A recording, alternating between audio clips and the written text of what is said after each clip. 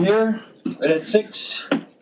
Bridget, if you want to start with a roll call. Yes, Mr. Chair. Richard Graves. Ed Strobel. Here. Christopher Rotella. Here. Steve Whitten. Here. Robin Chiarelli. Bob Dennison. Here. Bill Walker. Here. Ted Morley. Roseanne Lovell. Katie McGowan. Deirdre Bowling Lewis. Here. Barry Flanagan. Here. Norbert McLaughlin. Here. James Harrison. Here.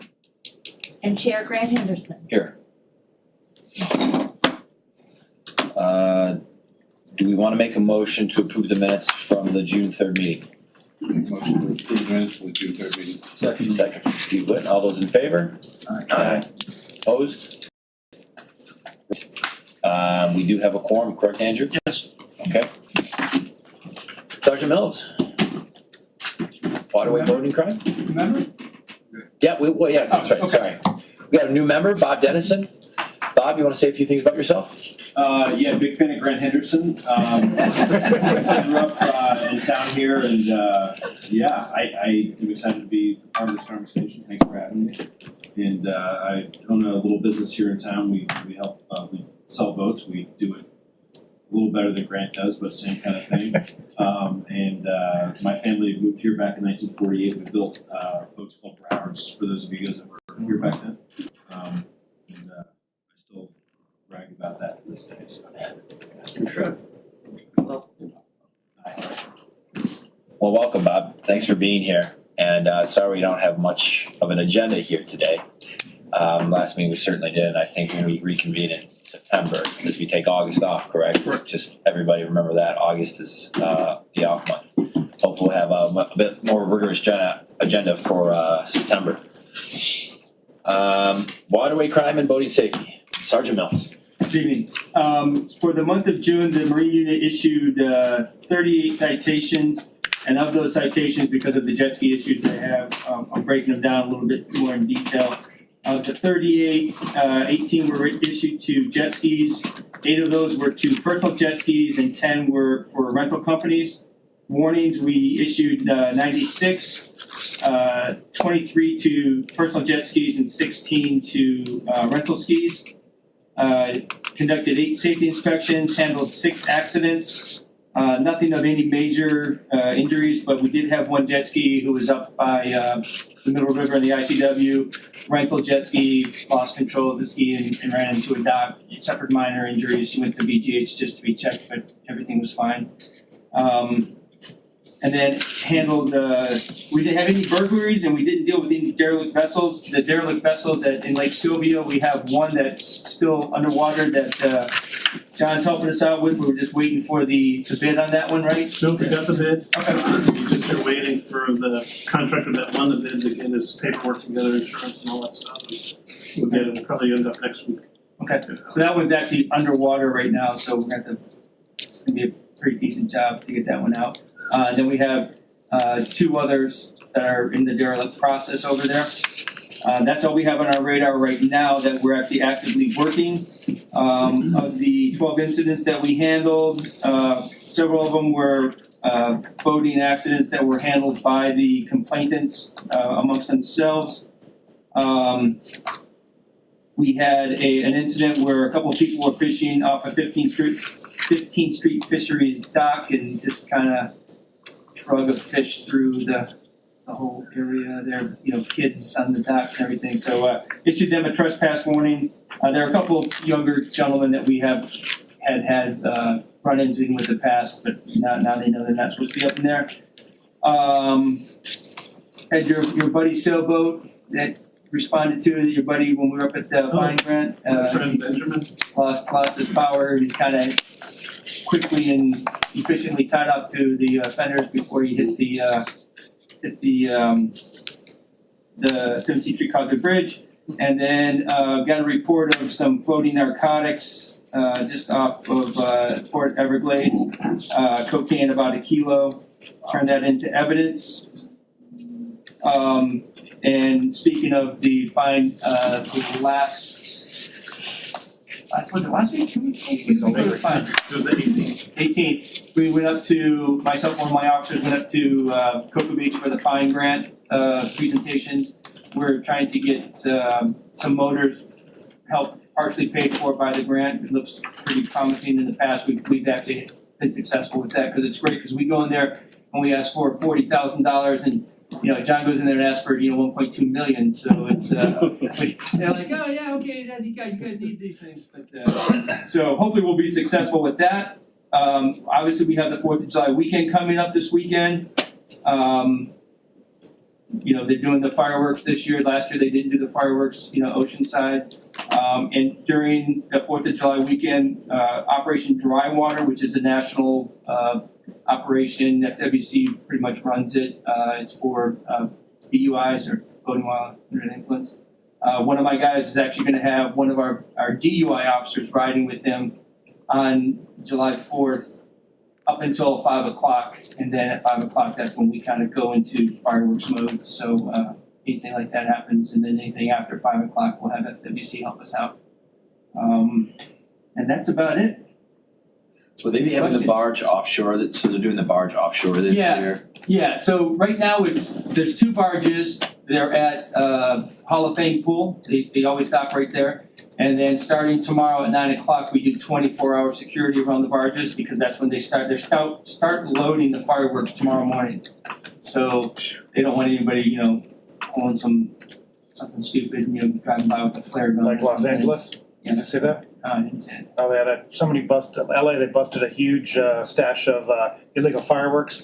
They put them into the sheriff's, I suppose, explosion-proof thing, and it blew the walls off of it and took out some houses. One of those balls you guys have. We have something like that, yeah. Yeah, it didn't work. And those were, Well, for the barge, obviously, we wouldn't want to put any of that in there, but, so we do 24-hour security there, and then we escort them out, and then after they shoot off their fireworks, if there's anything left on the barge, we stand by until they get everything off. They usually there's 1 or 2 that don't go off, and then, load that, and then that's it, so. And the hectic part of it, I don't know if any of you guys have been part of it, is that, when the fireworks are over, everybody's coming in, Yeah. in the port, and that's probably one of the craziest events of the year. In the dark. in the dark, You after got people alcohol. in john boats or jet skis, and you get people in Broward's coming in and things like that, so it's, Seas could be interesting with that tropical storm heading this way. which actually, That could help. it can help, yeah, we'll see. Unless the barge starts aiming this way. Right. Yeah, question on the derelict boats that sink, if they're sunk, does that make it any easier as far as paperwork or time that it takes to get them removed? Yes, Allowed well, to do if it sinks right away, then it's automatically a derelict boat. So sometimes it takes a little bit more time to actually get it classified as a derelict boat. That would be the only way it would speed things up, but it takes longer to get rid of it, because now you gotta, pull it up and everything. And then we're working closely with one of the FWC officers, and their derelict vessel program is a lot more streamlined and easier to do than ours. So we kind of do it with them, because you have to give somebody the opportunity to go in front of a magistrate and say, listen, my boat's not really derelict. And we don't have that procedure in place here in the city, because it's too difficult to do. So we're working with FWC. They initiate the derelict vessel. We'll say, hey, look, we got one over here. They come over, and one of their FWC guys, is out of our office, so that's awesome. And he'll be able to get there, and he does the citations, and he sends them the meetings that they can come and dispute whether the boat's derelict or not. And if they don't go, then it's just a short period of time after that. And then we declare it derelict. We write some citations. We get John involved. He's the one who does the removal process, the bids, and all that. And that's how it works. So does it make it easier? Yes and no. I guess that's a long short answer to a long I question. think the process has improved. Yes. I've been doing it now for a long time, and it used to be easy, just like I could get Gene to come and put an orange sticker on it, and we could go ahead and get it done. And but then after Irma, there was a lot of boats that were deemed derelict by the state, and the state hired contractors to remove all these boats out of the the Keys, and all the way up into Palm Beach, and they got sued. No. So they created this process now where they have to go to this administrative hearing to a judge and decide whether or not the boat's derelict or not, and that takes 21 days, right? Yeah. So They gave him 20 minutes. what's happening now, though, is because of FWC's involvement and Kenny Soma, the policeman that's working with them, they come in like this, we get our 3 bids, they're reimbursable bids, so we fund it and then go back and get the grant money afterwards. So the process on this sunken boat is probably about 6 weeks, Wow. which isn't bad.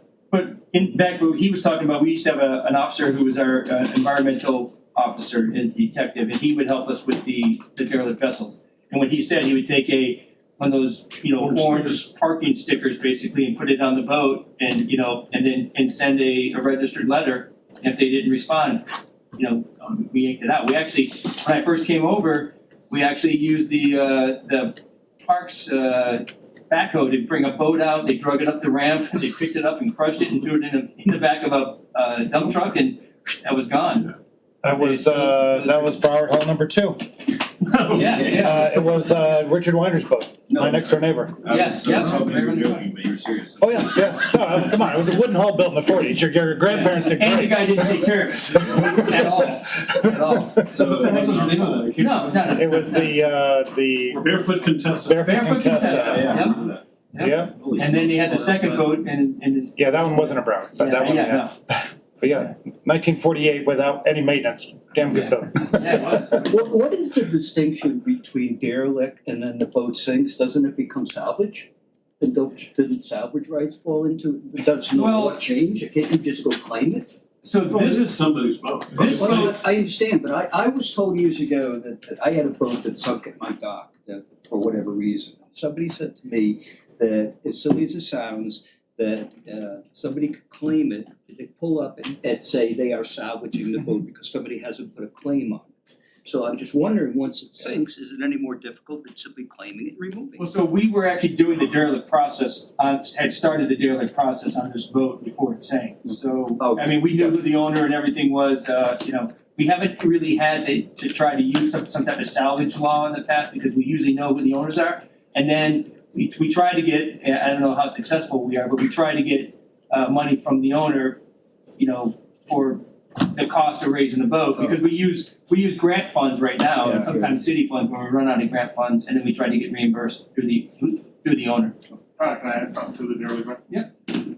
So to answer your question about that, it would be labeled as I'm Sergeant O'Neill, by the way. So let me just interrupt real quick. So these two gentlemen here, Sergeant O'Neill and Sergeant Capano, are officer sergeants that are interested in maybe taking my position when the time comes. So they kind of asked if they could come to some of these meetings and get an idea of what's going on here, and I Great. told them, great stories about all of you. Everybody got the memo, we're being really nice.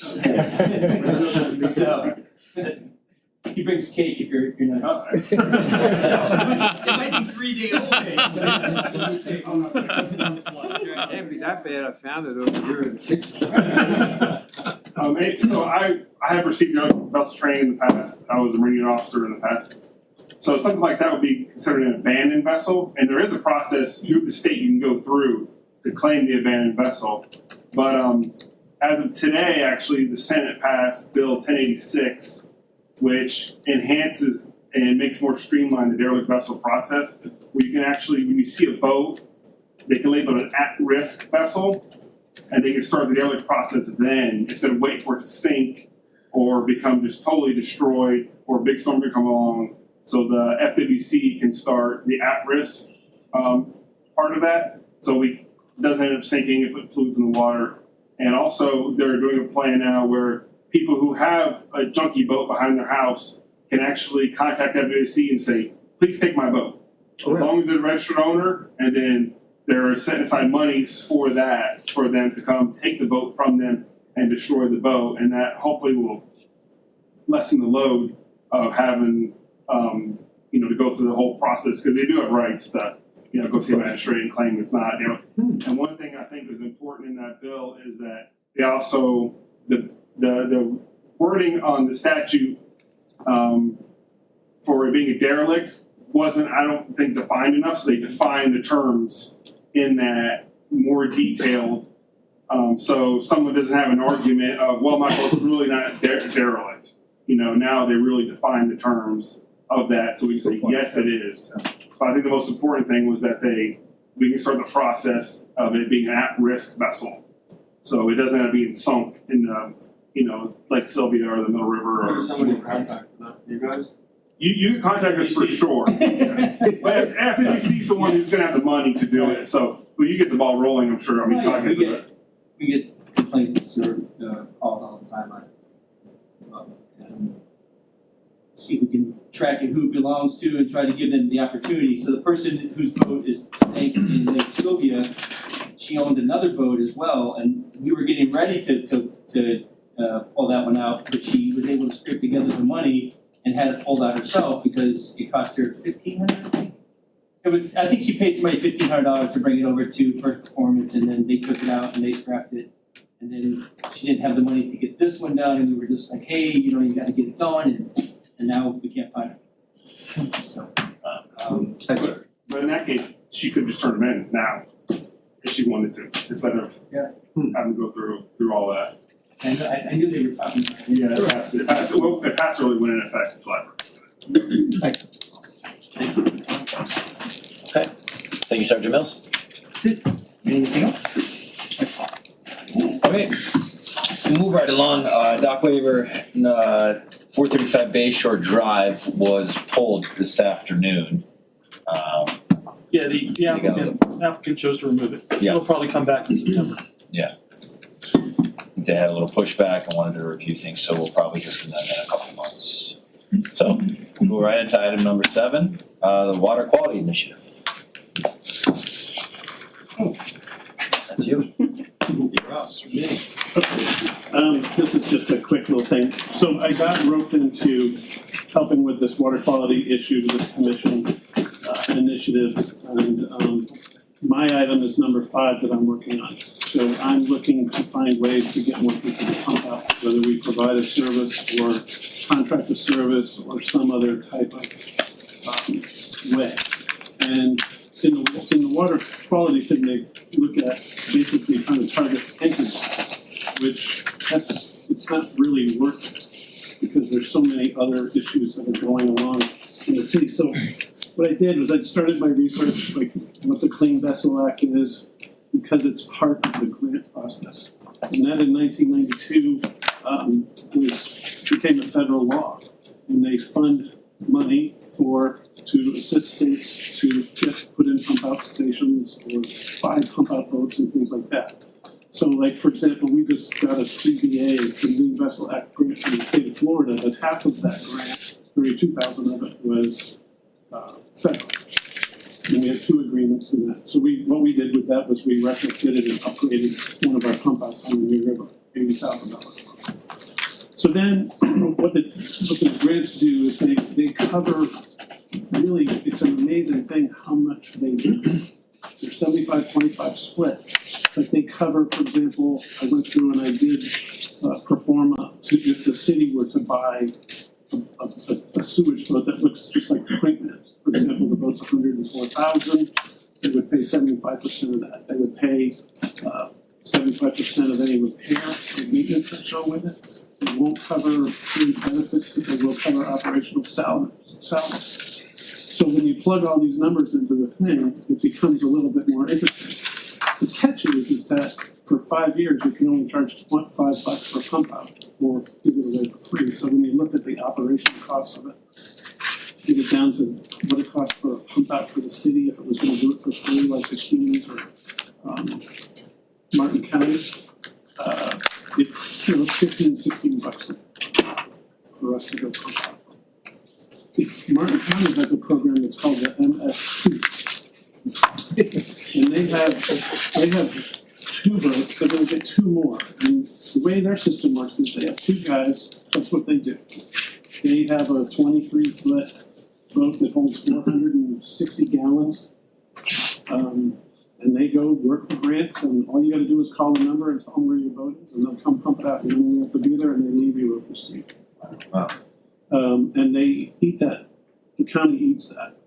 But that's been going on since 2000. We started that program, and it's still going.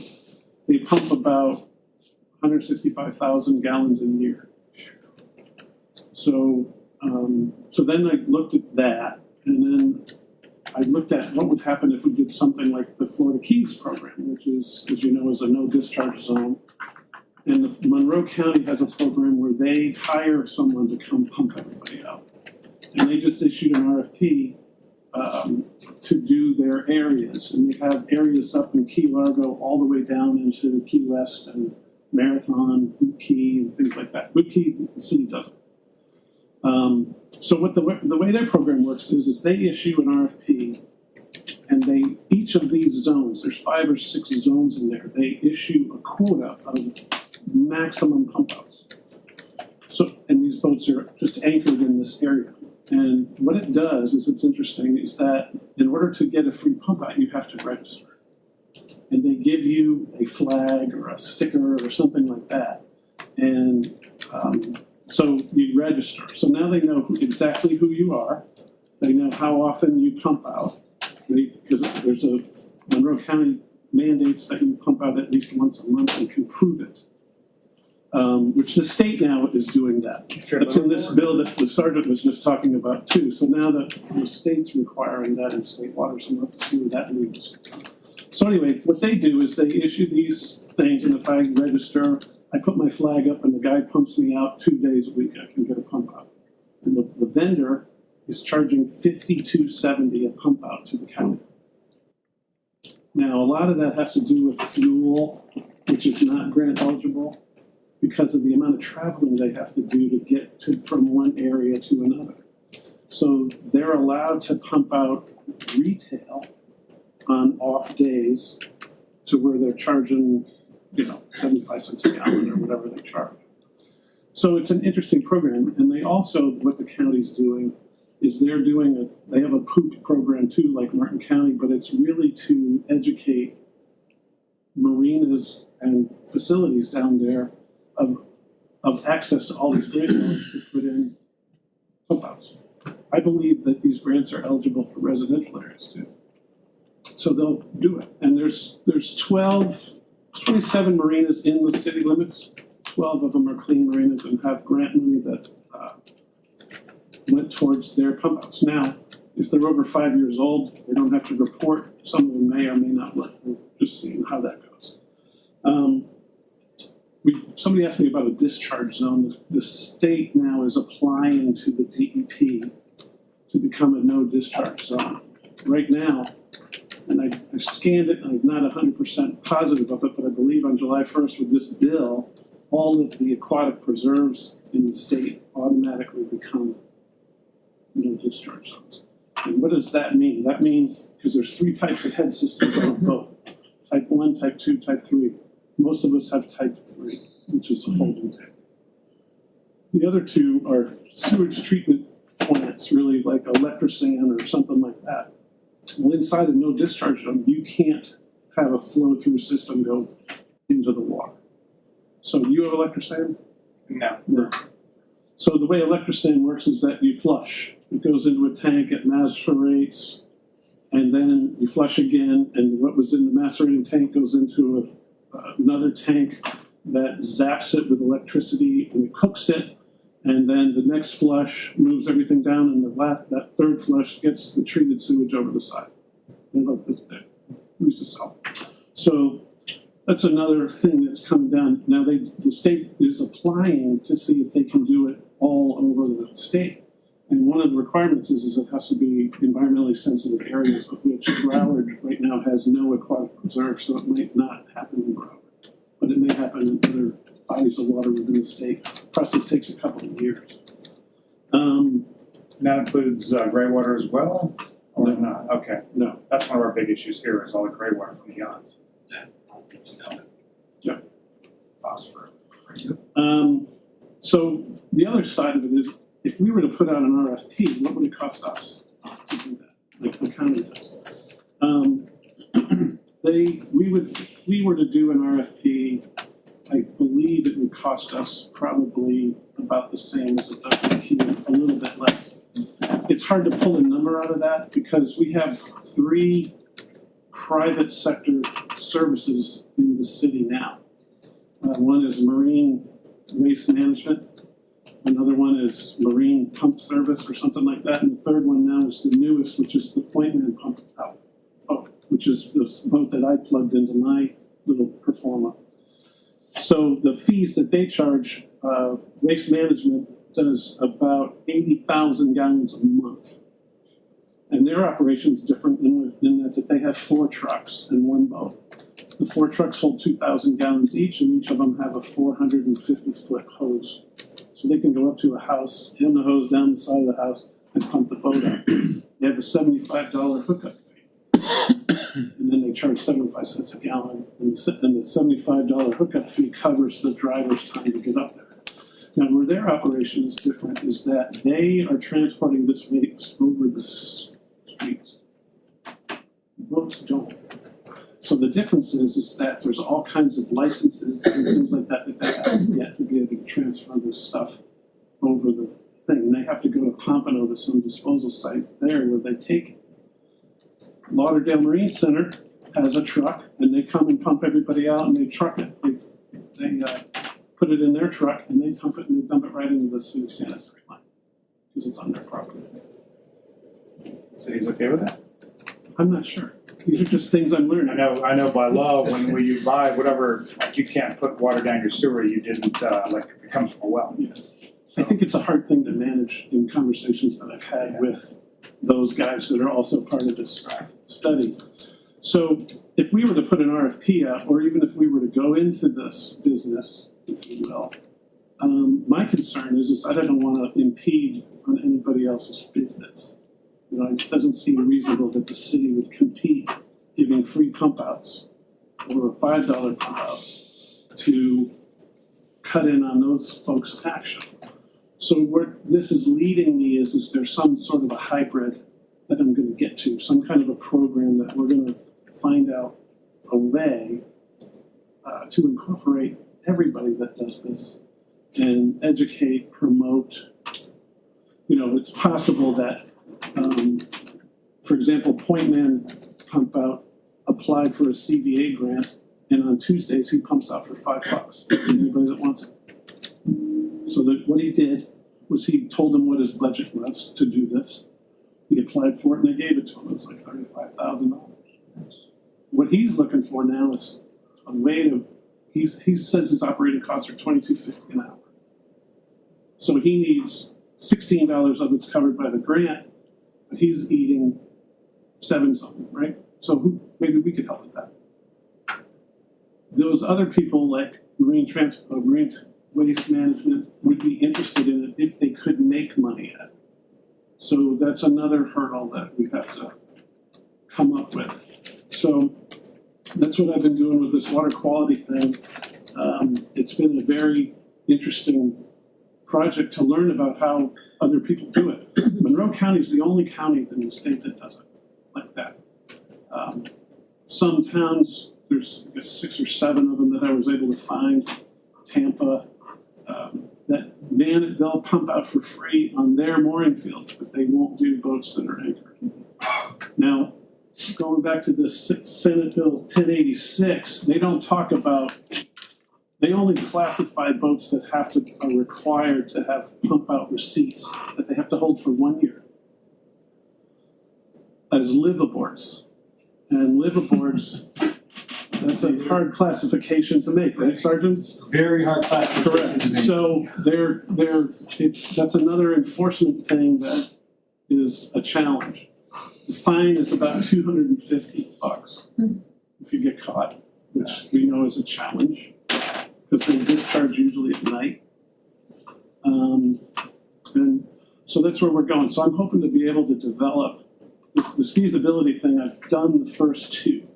So the third part is the challenge, is to see if I can create some private public effort to where everybody's helping everybody. The way that they say that they're doing it now is they sort of have divided the city up to service. So like marine waste goes to some of the yards, and they do a lot of work at the yards. point man. He's on the river, he's doing marinas, he's going down to Hollywood and all these different places around. And I've only seen the other boat out once, but it seems like he's up around Marina Bay most of the time, because they don't have a pump out there. Yes, So I appreciate not wanting to hurt, the small business. We span a lot of small businesses every day, but at what point do you say like that this service would be so good to everybody else in the community that you say some small businesses might suffer by not, getting paid to do this, but the water, how much it could clean the waterway and what it could do for the community and how much more revenue it could bring in other places just by having cleaner. I mean, our waterways are so gross. that's the whole marketing side of it. That's at the very bottom of my little outline that I did, but we could market that to where we have this big clean water initiative in here, and this is warn people before they come into the town and things like that. But again, I'm not saying we don't do it. Right. It seems that let's for example hypothetically everybody says, okay, you're doing it for $5, I'm out. So now it's on the city to do it. And does the city have the capacity? This little boat that I looked at, it holds 460 gallons. If I got one guy on the boat, he can maybe do doing pump outs. He probably could get one load a day.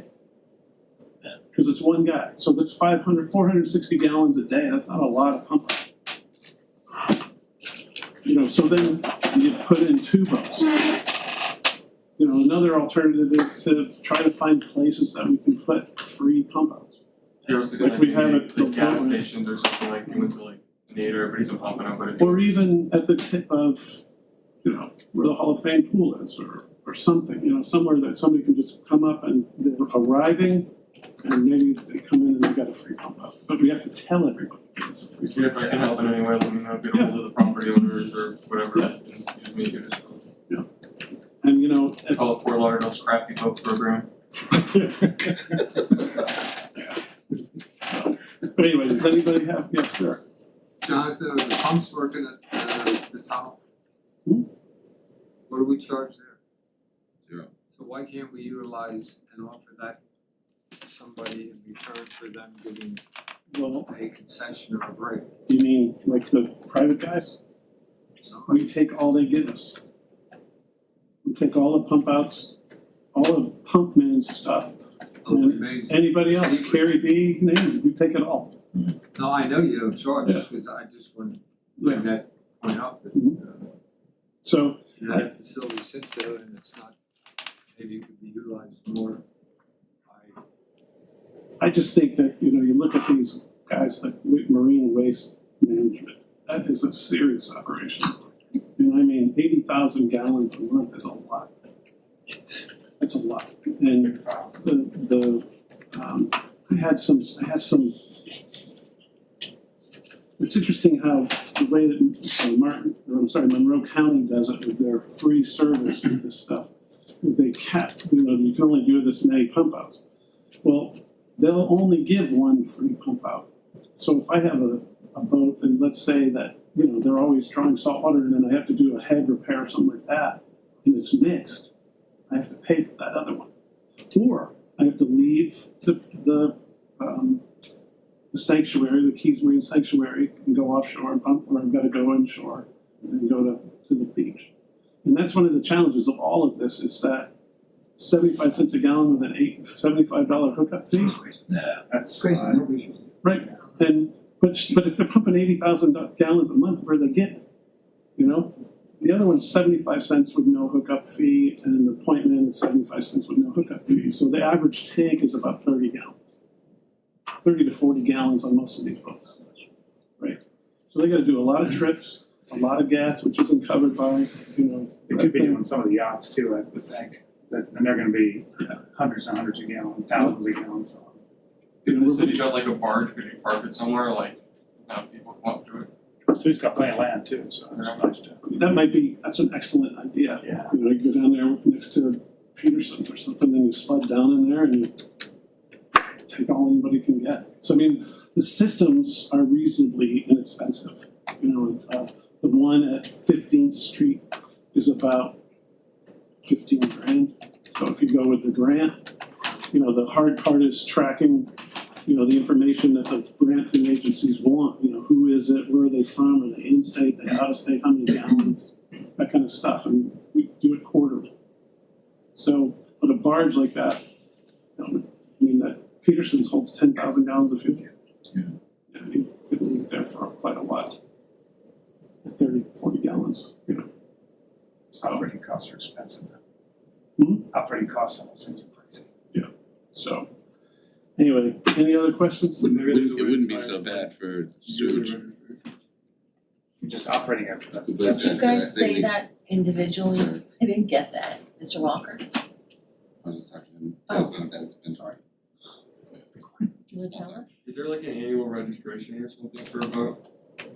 There is. Maybe there's. Not in the city, but it's statewide. Yeah, So so, maybe if there's a way to like get a discount on that, if you can prove, you know, through a reputable source that you've been doing everything you're supposed to do.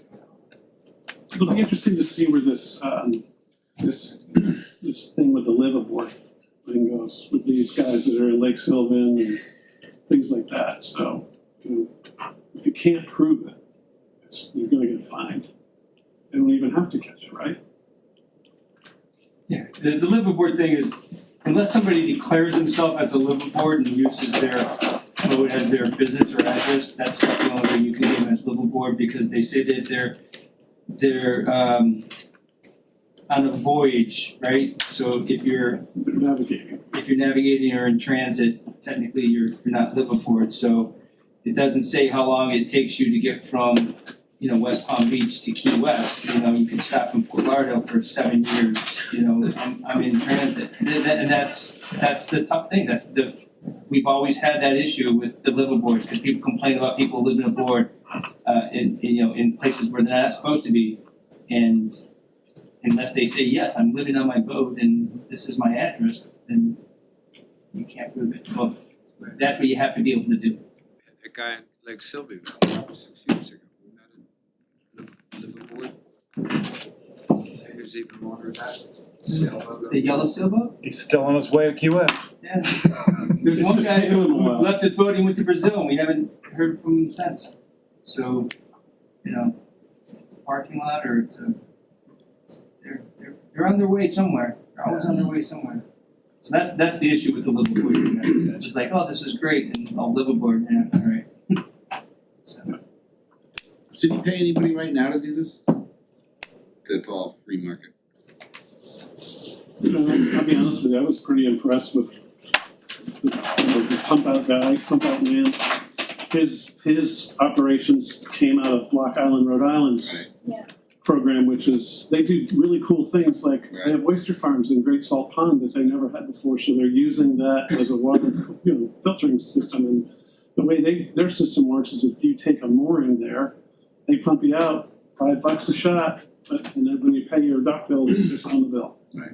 And it works pretty well. In fact, the guy that's running this boat was running that one up there, and there's a couple of guys that started that program working with the city of New Shore, and they're just trying the same thing down here. So it's funny. I looking into this as deeply as I've been looking into it, it's almost like it's hard to make money at it, because people, the big deterrent is the cost and the convenience. And, Martin County seems like their program's going where it's automatic. You just call up and they schedule you. They don't even call you back. And you give them your address at the house or what mooring you're on at whatever that marina is up there, Harbor, Sunrise Harbor, Sunset Harbor. And they just come and do it, and they leave a receipt on the boat. But that's it. That's all that's up there. There's no private. Is that the biggest pollutant to our inner coastal waterways, people pumping out their boats? I would say the city for the last 3 years probably has done a lot more than boats. Yeah. So fertilizer? Broken pipes. Well, the fertilizer is what's growing all that algae along with anything that's going in there. And a lot of you wonder how much sewage is coming into the city from other cities. In the river. For like yards, is that where you're talking? Like backyards and In stuff? fact, there's a ban on it now, you're not allowed to fertilize. when In the it's starting. summertime, yeah. There's also in the code, very few people know it, when we built our house, our seawalls at this level, our yard has to be several inches lower and has to slope backwards. And they checked it when we did our CO, but I go down the Intercoastal Waterway and everybody's goes right Yeah. into it. Ours is like the only one that's lower than the seawall because we're a newer house. So that's, Oh, interesting. yeah. Yeah, all mine that- slopes right into it. Yeah, almost everyone does, unless it's a new house and code checks it when you do your CO. They do that. The seawall has to slope back. Yeah. And then, just like they did over at Lewis Landing and stuff over there has to be a swale in the back behind it. In other words, so that's like a settling area or it goes down behind the seawall.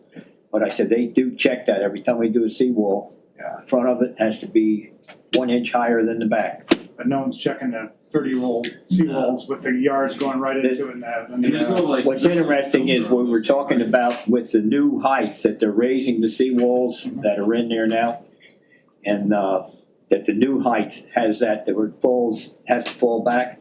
Yeah. Biggest problem that they're having and stuff over there is if I'm a contractor and I don't know what the seawall structure is, who certifies that the seawall is gonna hold the additional weight? The new contractor adding the piece on top doesn't want to take the liability if that seawall fails.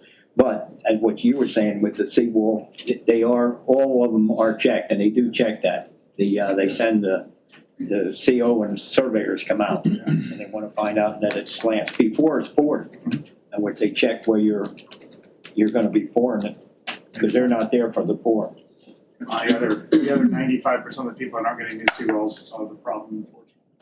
All that nitrogen going right in. Is there any way to get the city to give, or the state or anything, do you see any future of grant money to raise any seawalls?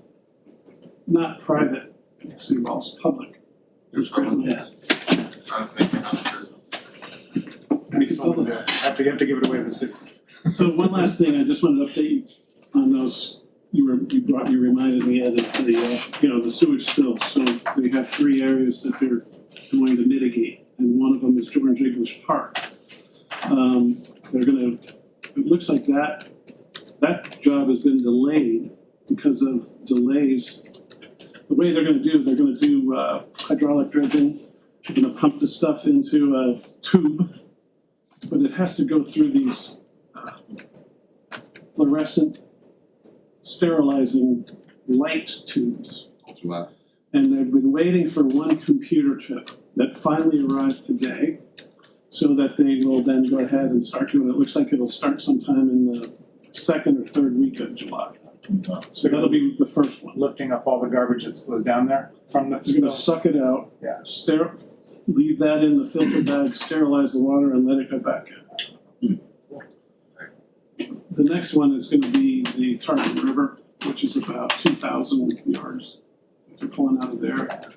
That one is, the city put out an RFQ to get qualified contractors to be able to bid on the job, which they weren't supposed to do, because the consultant, they put out RFQs for like CCNA and things like that, competitive consulting side. And what that does is they have to go back through and start that process again, because it's a contractor, not a consultant. So now they have a list of contractors that can do it, so now they're gonna put a bid package out, send it back out. And that'll probably take 6 months to get that done, and then they'll start. And then Hamarshi's about the same number of yards of material, and that'll be the next one that goes after that. And they're in the permitting process of that now, so. He said, it'll be interesting to see how George English Park works out. Yeah. They're gonna do it at the same time we're putting the boat ramps in. So. Thank you, John. You got it. Thanks. Okay, let's move on to old business and new business. Do you have any old business, new business? Ed, I know you have something to talk about, go ahead. Any old business first? No, so, a friend of mine named Britt Lanier, who many of you may know, 2 Men in a Truck, he is the 50th anniversary 2021 head of the parade part of Winterfest.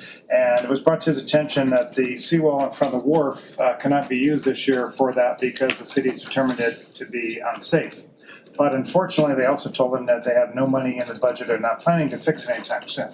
In the meanwhile, I don't know if you guys are allowed to go into that area or not, but I see boats docked there every day. I see people coming in there when the bridge is down, the train bridge, people tie up to that all the time.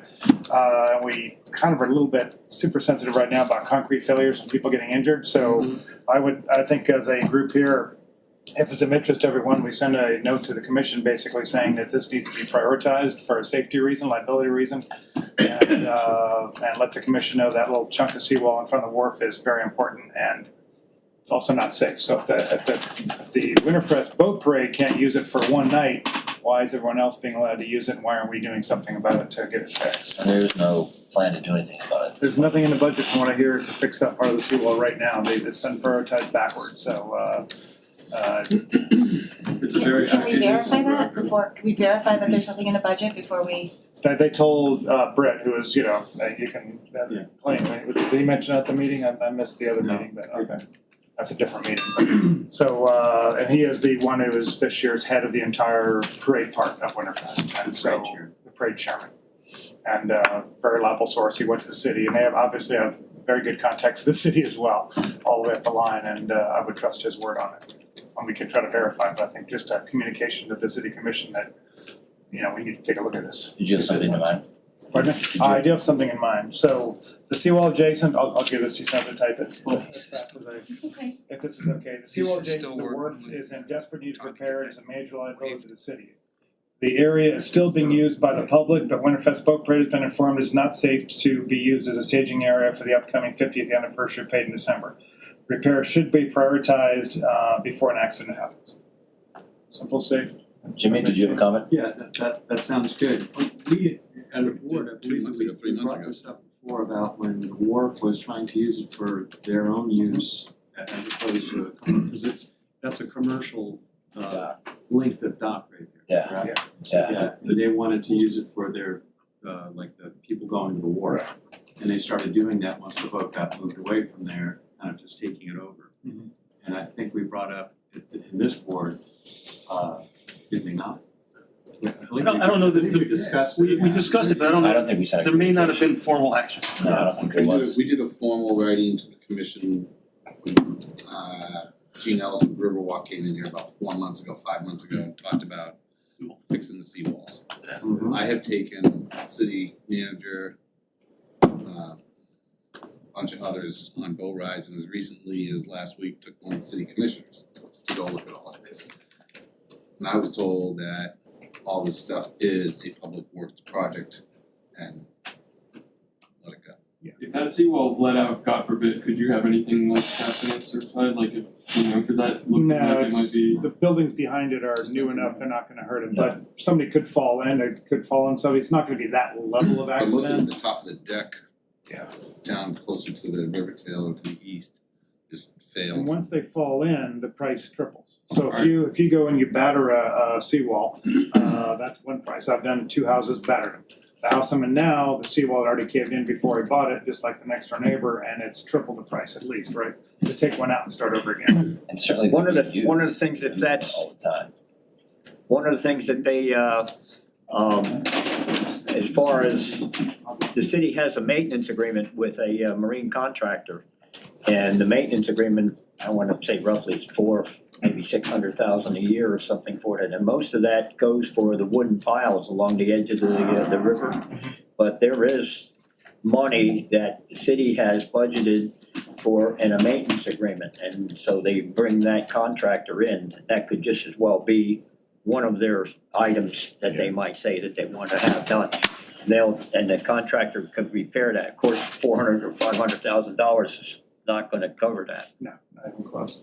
It's But we're it's, talking a but lot the city more. knows Right it's a now, problem. The I think city it's is- about $800 a foot is what the going rate is, and that I'm being cheap Yeah. for what a seawall runs. Probably it's closer to 1,000 a We were foot. 1,000 on ours 7 years ago.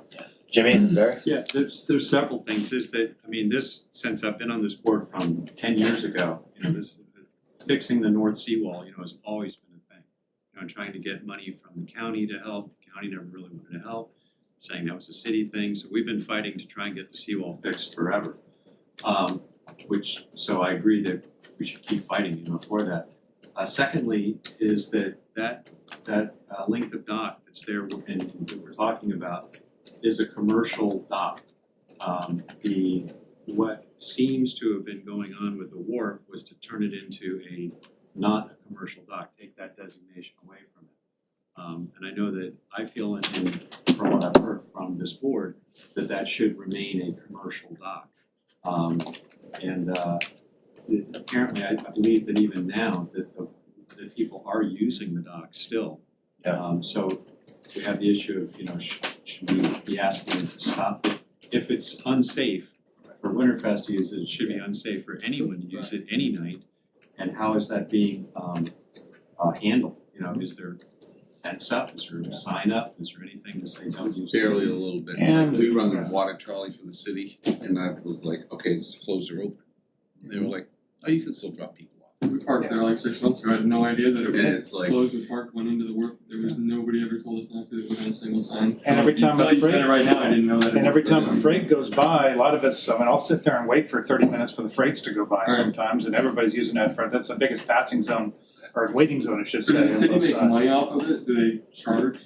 Is there revenue coming in, or is there a way to say, is there a way to generate revenue from that dock so that we can? They're charging. The city's not out of it altogether, but not using it. But if you wanna go there now, you pay Who do you pay? dock attendant. I'm sorry, we Or who used to who make gets it. that money? Yes. The There's, work gets Currently it? make money off the dock? we do not. Shouldn't they be responsible for fixing it? So what is the status?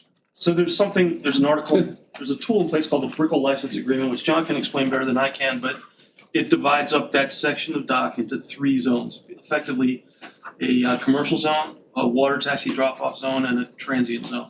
Transient zone being closest to the bridge, Andrews Avenue Bridge. Water taxi obviously has a smaller area, and then the largest section is down by the wharf. The fact is that up until about 3 months ago, we were charging vessels to stay at that location. We were instructed to not charge for vessels to stay at that location any longer, to place signage indicating that the dock was out of order. We put signage up. Made the suggestion that perhaps the area be blocked off with barricades. And the signage was removed. We put more signage up. That's the cycle that we've been in. But it's true that we at one point were able to sell that space, and we did. And you may recall that James Campbell's boats were out there for many years. Yeah, boats were there for years, and I haven't seen a commercial boat there except for transients coming in and That's out correct. for a long time. Maybe that's a Probably good for private-public communication. partnership you have with somebody that's willing to invest in fixing the seawall, if they get a 15-20 year contract to be able to lease out the seawall. Yeah, but they won't be there. The wharf is a pop-up. They're just holding that space until the 3rd tower goes up. But would they be responsible for, I'm saying anybody else, I'm saying. Oh, anybody else? Yeah, exactly, sure. To do any partnership with somebody, There's a lot of ways. that's their dock, now it's their responsibility to have insurance on it, it's their responsibility, the city signs a lease with that person. Yeah. And you put all that liability on that person, it's your responsibility to maintain it, your responsibility to insure But it, then you lose Public public waterfront. access. and you what? You lose public access. Public access, which is why the city owns all that public access. Well, you could put an easement in there for public, like people to be able to walk it, it's just in terms of like your ownership starts like on the south side of the bumper, basically, you Well, know? there's sections of that wall that are grant eligible, and the license complicates all of that. And, the license grants the licensee certain rights to that area, and it had really more to do with the, Los Olas Riverfront that's enclosed. But what it does is it gives them, in this case, first right of refusal to lease that from the city. They have. So I'll make a motion that we send this. Can you read it one more time? I'll read it one more time. The seawall adjacent to the wharf is in desperate need of repair and is a major liability to the city. They are still being used by the public, but Winterfest Boat Parade has been informed it is not safe to be used to stage for the 50th anniversary parade in December. Repair should be a priority before an accident happens. Simple, straight to the point. Any additional changes?